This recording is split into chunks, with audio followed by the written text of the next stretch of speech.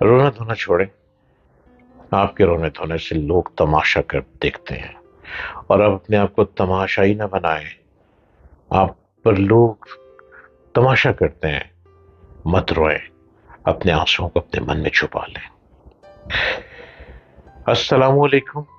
आप देख रहे हैं यूट्यूब चैनल डॉक्टर जलील असलम ऑफिशियल, और मैं आपके साथ वो मोहब्बत की बातें शेयर करता हूं जिससे आपके अक्ल और शऊर में इजाफा हो जाए और आप अपने ही मन में डूबकर अपने ही आप को पालें। दुआ, ये जो दुआ है, दुआ दुआ हर वक्त करते रहना चाहिए।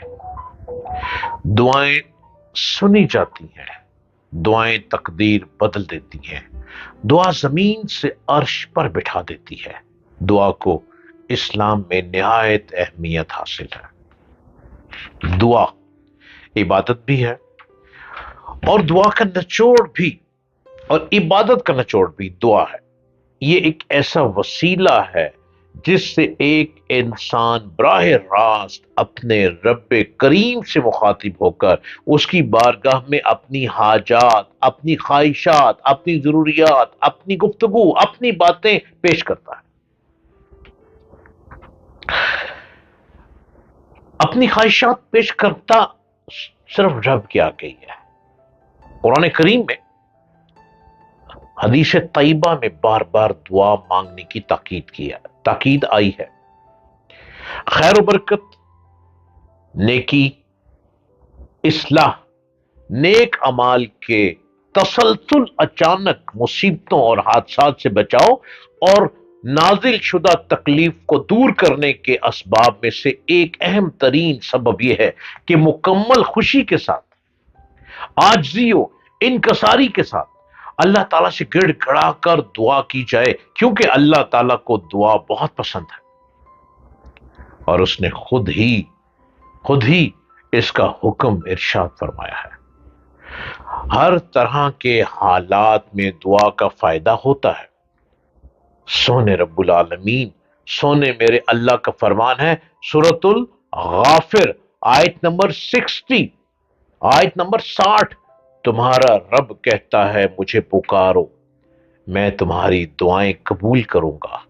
जो लोग घमंड में आकर मेरी इबादत से मुंह मोड़ते हैं, जरूर वो जलील व ख्वार होकर जहन्नुम में दाखिल होंगे।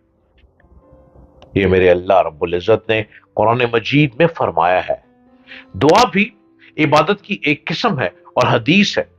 सैयदना नौमान बिन बशीर रसूलुल्लाह सल्लल्लाहु अलैहि वसल्लम से बयान करते हैं कि दुआ ऐन इबादत है। दुआ ऐन इबादत है। बहुत से लोग नमाज पढ़ते हैं, बस ऐसे दुआ कर ली। बहुत से लोग तिलावत कर रहे हैं, कुरान पढ़ लिया, बस खत्म। नो नो नो नो, आपने बहुत खूबसूरत इबादत कर ली, आपने फराइज अदा कर दिए। अब उसका जो निचोड़ है, उसका जो बेहतरीन शहद मिलना है, वो दुआ है। अब दुआ को गड़गड़ा के, लहरा लहरा के, रो रो के, पुकार के, चीख चीख के मेरे अल्लाह को मनाए, और वो रब 70 माओ से ज्यादा प्यार करने वाला जात है, आपकी दुआ कबूल हो जाएगी। ये ऐन इबादत है। मेरे आका सल्लल्लाहु अलैहि वसल्लम फरमा रहे हैं कि ये ऐन इबादत है। सैयदना अबू हुरैरा की रिवायत है कि रसूलुल्लाह सल्लल्लाहु अलैहि वसल्लम ने फरमाया, अल्लाह ताला के यहां दुआ का मकाम, वो मर्तबा सबसे ज्यादा है।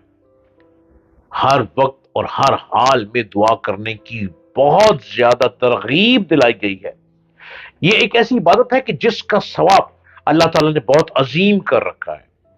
दुआ इंसान की दीनी और दुनियावी जिंदगी और मौत की तमाम कामयाबियों का बेहतरीन जरिया है। दुआ के बेशुमार और अजीम फायद के पेश नजर ही अल्लाह ताला ने फर्ज इबादत में दुआओं को पढ़ना लाजिम करार दिया है। इसमें अल्लाह ताला का अपने बंदों पर रहमत और शफकत, फजल और एहसान वाज़ेह नजर आता है। इसलिए दुआ जरूर किया करें। बहुत से लोग हैं जो नमाज जरूर पढ़ते हैं, हाथ उठाए, फटाफट ऊपर फेर लिए, मुंह पे बस दुआ हो गई। ایسا نہیں ہے.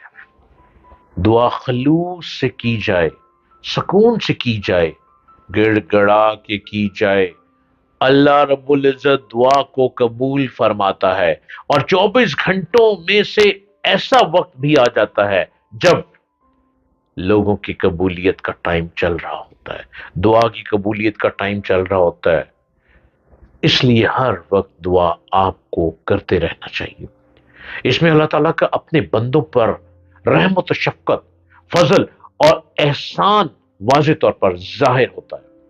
سورۃ الانعام آیت 91 میں میرا رب فرماتا ہے، میرا اللہ رب العزت فرماتا ہے تو میں وہ کچھ سکھا دیتا ہوں.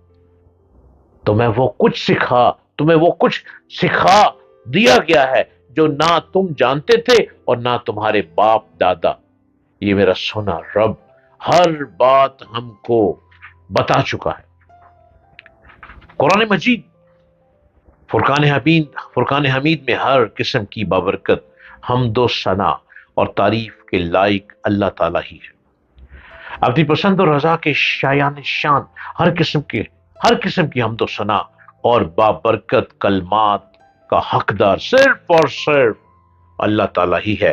جو لوگ مصیبت اور سخت حالات میں اللہ تعالیٰ سے دعا کرتے اور اس کے سامنے گڑ گڑاتے ہیں، اللہ تعالیٰ نے ان کی تعریف فرمائی ہے. سیدنا آدم اور اما حوا علیہ السلام کا قول اللہ تعالیٰ نے یوں فرمایا ہے سورۃ الاعراف اور آیت نمبر 23 میں، اے رب ہم نے اپنے اوپر ستم کیا، اب اگر تو نے ہم سے درگزر نہ فرمایا اور رحم نہ کیا تو یقیناً ہم خسارے والے ہو جائیں گے.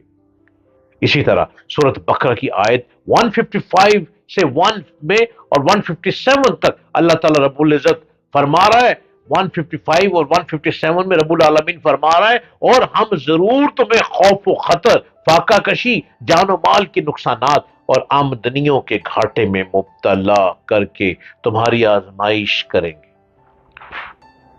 ان حالات میں جو لوگ صبر کریں اور جب کوئی مصیبت پڑے تو کہیں کہ ہم اللہ تعالیٰ ہی کے ہیں اور اللہ ہی کی طرف ہمیں پلٹ کر جانا ہے، انہیں خوشخبری دے دو، ان پر ان کے رب کی طرف سے بڑی عنایات ہوں گی، اس کی رحمت ان پر سایہ کرے گی، اور ایسے ہی لوگ راست رو ہیں. دعاؤں کی اتنی اہمیت اور اتنا فضل و کرم ہے.